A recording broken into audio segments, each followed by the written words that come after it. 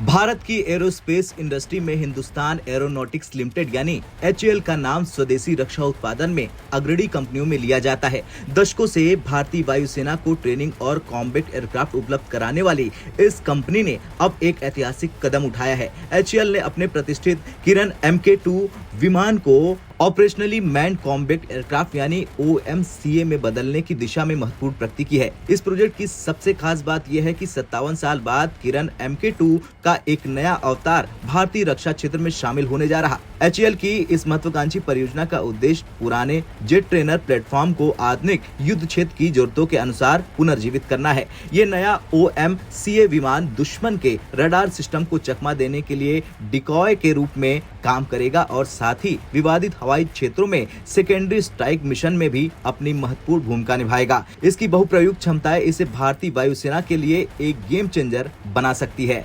किरण विमान श्रृंखला का विकास 1960 के दशक में हुआ था।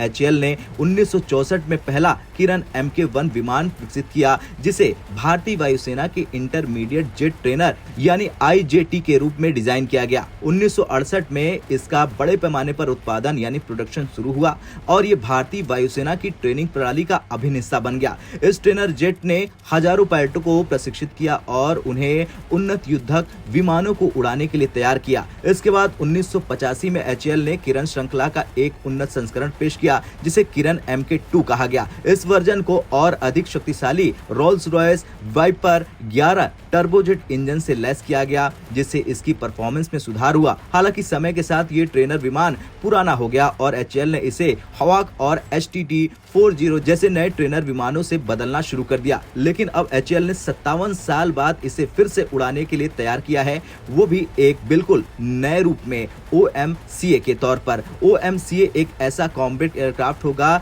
जिसे मानव पायलट के साथ या पूरी तरह स्वायत्त मोड में संचालित किया जा सकता है। इसे ग्राउंड कंट्रोल के जरिए भी चलाया जा सकता है, जिससे इसे बिना पायलट के दुश्मन के इलाके में भेजा जा सकता है। इसकी सबसे बड़ी खासियत ये होगी कि ये दुश्मन के रडार और डिफेंस सिस्टम को भ्रमित करने के लिए डिकॉय के रूप में इस्तेमाल किया जा सकता है। इसके अलावा ये हाई रिस्क मिशन में एक सेकेंडरी स्ट्राइक प्लेटफॉर्म के रूप में भी काम करता है, जिससे मुख्य लड़ाकू विमानों को सुरक्षित रखते हुए दुश्मन के ठिकानों पर हमला किया जा सकता है। एचएएल का ये नया OMCA स्वायत्त और ग्राउंड कंट्रोल मोड दोनों में काम करने में सक्षम होगा, जिससे इसे अलग अलग युद्ध स्थितियों के लिए लचीला और उपयोगी बनाया जा सकता है। किरण Mk2 का ये नया अवतार एचएएल की 57 साल की तकनीकी विरासत को आगे बढ़ाएगा और भारत को रक्षा प्रोडक्शन के क्षेत्र में एक नई ऊंचाइयों पर ले जाएगा। आने वाले सालों में ये विमान भारतीय वायुसेना के लिए मित्र देशों की सेनाओं के लिए भी एक उपयोगी विकल्प बन सकता है। खैर, एचएएल द्वारा विकसित किया गया ये OMCA भारतीय रक्षा क्षेत्र के लिए एक बड़ी उपलब्धि है। 57 साल बाद किरण Mk2 फिर से उड़ान भरने के लिए तैयार है, लेकिन इस बार एक नए उद्देश्य और नई तकनीक के साथ।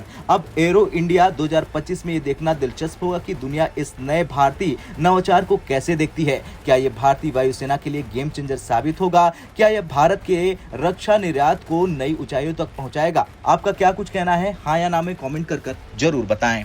ब्यूरो रिपोर्ट, भारत तक।